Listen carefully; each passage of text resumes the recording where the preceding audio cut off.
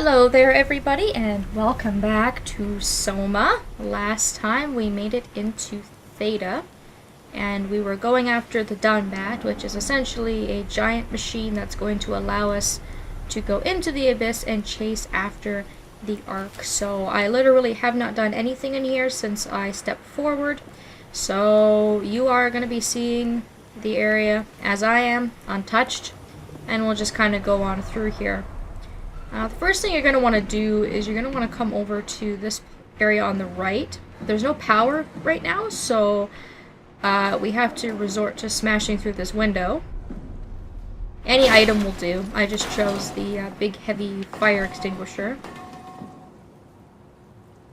Similar to how we got out of the starting room in Epsilon. And we can plug Catherine in so that she can have a look at how things are going. We're here? We're here! Okay, great! Time to hijack ourselves a submarine. There will be nothing stopping us when we have the Dunbat. You guys sure have a lot of machines and vehicles down here. What makes this one so special?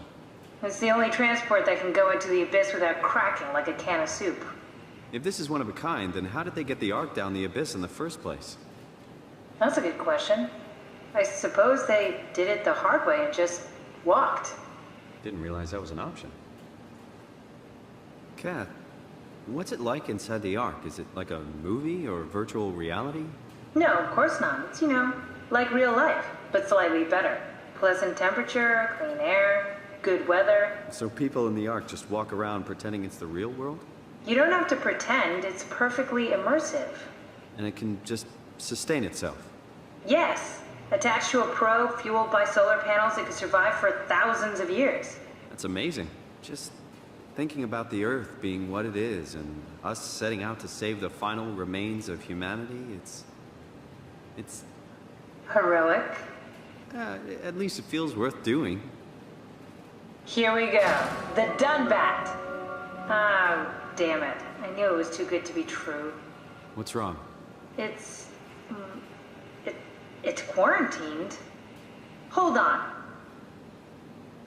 We need a security cipher. How bad is it? It's we don't write these things down type of bad. Maybe someone's still around who can tell us what it is. Sure. Let's go with that. I'll just unlock the other doors for you so you can explore the station. Ha! I'm with Catherine on that one. Yeah, let's go with that. That seems perfectly plausible. Do you have anything else to say, Catherine? We need to find someone who knows the cipher. It's the only way to fire up the Dunbat. No? Okay. Let's have a look at this computer. So this is just additional information if you want to know anything about Theta. Essentially, it looks like it's pretty intact for the most part. Life support is pretty decent.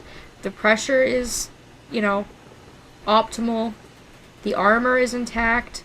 So it's likely, if we were going to find any life, that we would find it here. Now, of course, this diagnosis was done in January, and I'm not entirely sure what time it is now, so I'm not sure how recent that is. We can also look at a map.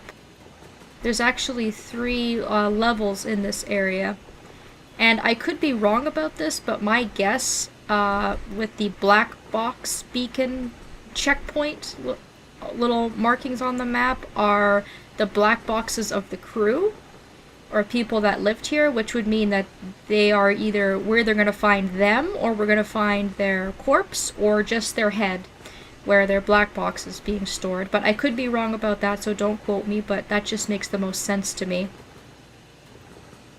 Looks like all your friends moved Yeah. downstairs. Why abandon the gate? And the habitat? That's so strange. I don't like this at all. So I guess that kind of confirms it, because the black boxes would be able to pinpoint people's locations.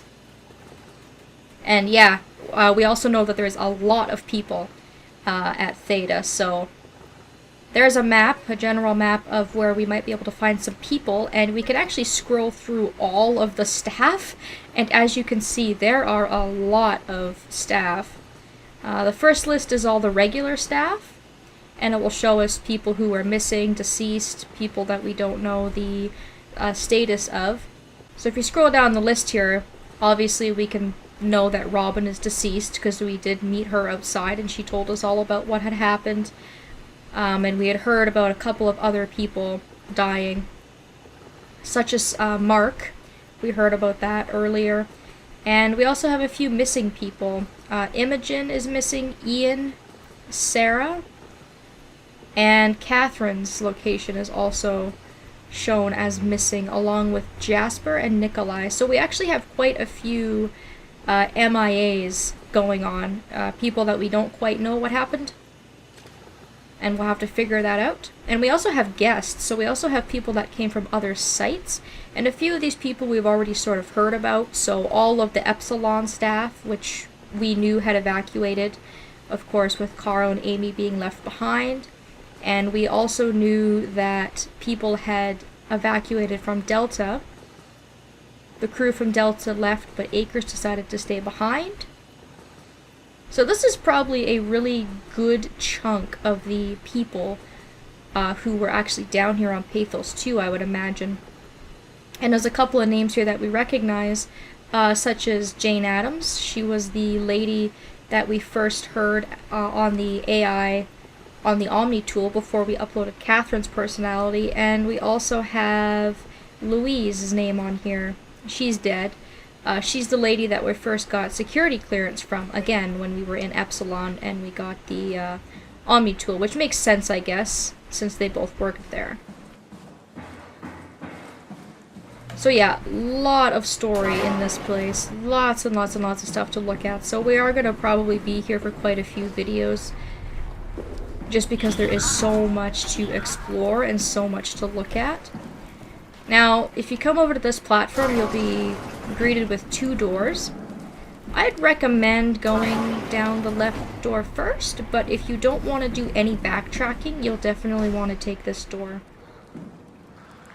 But I don't mind backtracking. I'd rather do some of the exploration and looking at some of the more interesting story type of stuff before actually moving on with our objective. So we'll return there later. To the left here. Why would they all leave this floor? I don't get it either. It's like they all just cleared out. Really has nothing. And I think the longer that you wander, the more dialogue you'll get between Catherine and Simon. I don't think they always will say some of the dialogue you'll hear from me. I think it really just depends on how much you dilly-dally. Hello? Anybody out there? What's so interesting downstairs? Just labs and offices. Maybe the shuttle station. Should we go check? Rather not. Got a bad feeling about Yeah, this. I do too, Catherine. So obviously this is where all of their living quarters were, and I'm not sure if it's just the Theta Theta personnel's living quarters, or if it's all people's living quarters. But I would assume that each station has their own living quarters. So this looks like a nice comfy little area. There's a few things we can look at. We can look at some pictures, none of which are really all that important. These are probably pictures that people took with them when they came down from the surface. So just the way Earth looked before it got completely annihilated and destroyed. Probably just nice pictures for them to remind themselves of how life used to be. There's a staircase here, but you can't go up or down. It's completely blocked. So if you come on down the hall here, we're actually going to get into their living quarters, and some of the doors will be closed and some of them we can actually go into. Maybe they wanted to keep close to the shuttle station in case something went wrong. You're really stuck on that one. I'm just worried about my colleagues. So it's kind of interesting because this is the first time that Catherine actually legitimately seems worried. I think for the most part she's pretty upbeat in comparison to Simon. I think she's really the one to keep him on track, but yeah, she really does seem worried, and you know, she realizes that something has gone really wrong. In this first room here, Mr. Guy Conrad, we can have a look around at a couple of things in his room. He has a diagram for something called a maser tool. And we'll find out why this is important a little bit later. And in these rooms you can go through people's drawers and you can look at things. Not everything is important. Not all people are really going to be worth looking at. This fella's room isn't really worth looking at in particular, but, you know, I like to go through and look at everything. You can open up the lockers, usually. And I think this is the only area in his room that's really has anything of significance. This locker here has a picture of him and his 3 kids.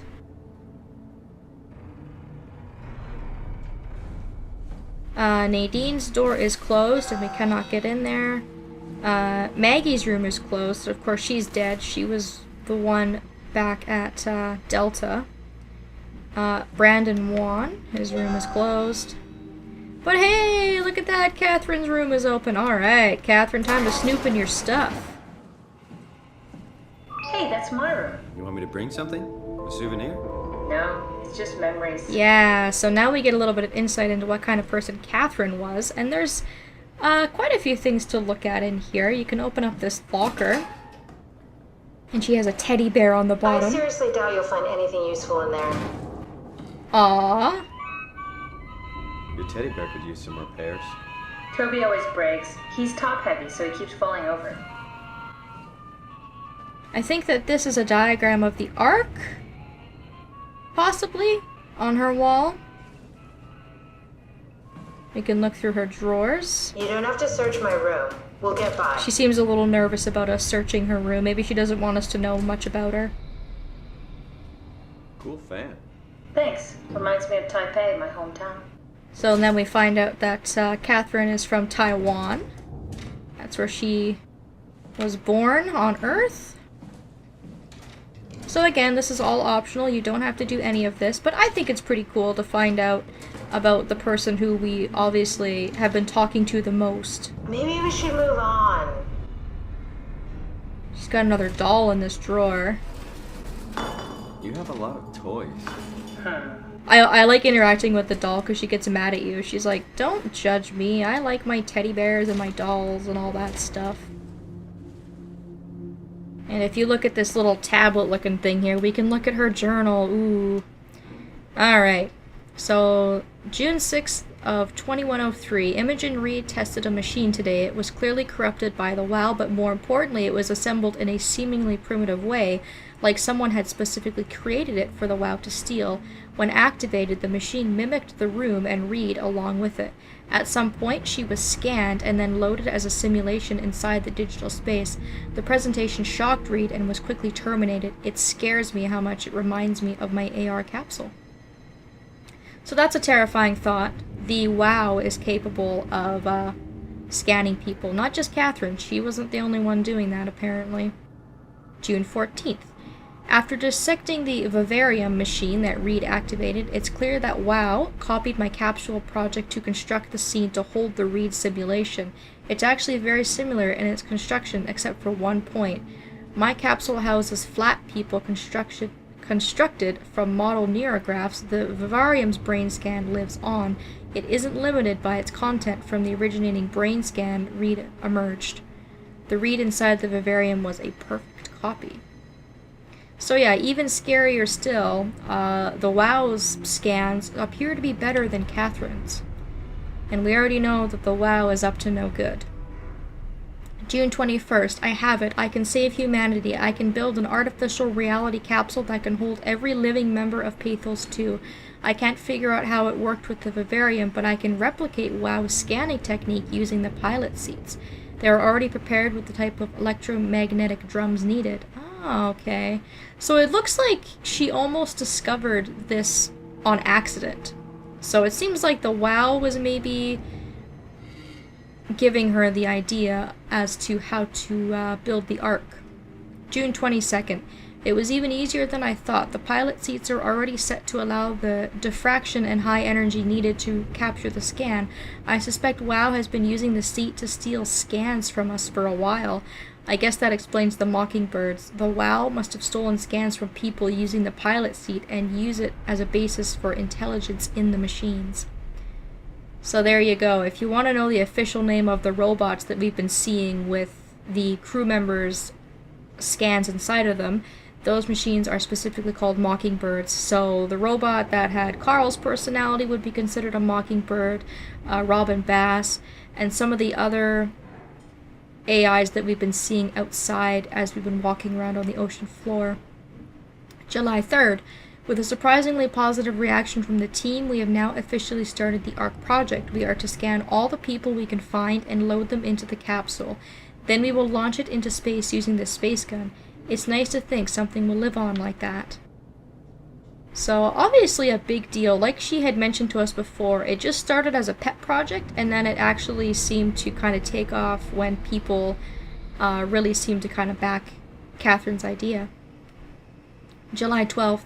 Mark Sarong killed himself after his scan. He has been suggesting everyone should kill themselves as it would somehow allow them to actually get on the Ark. I'm not sure how that would work. It did trigger a lot of arguments among the staff, and apparently it's my fault somehow.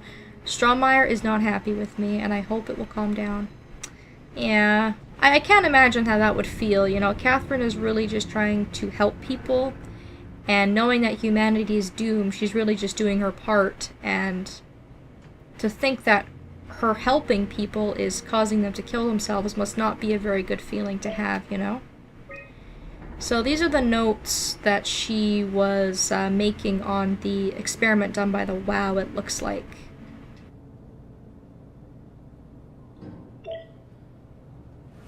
So the journal's pretty interesting. It gives you a good look into Catherine's psyche and how she discovered the ARC project and kind of just a little bit about how she's feeling. And other than that, there really isn't anything in this room.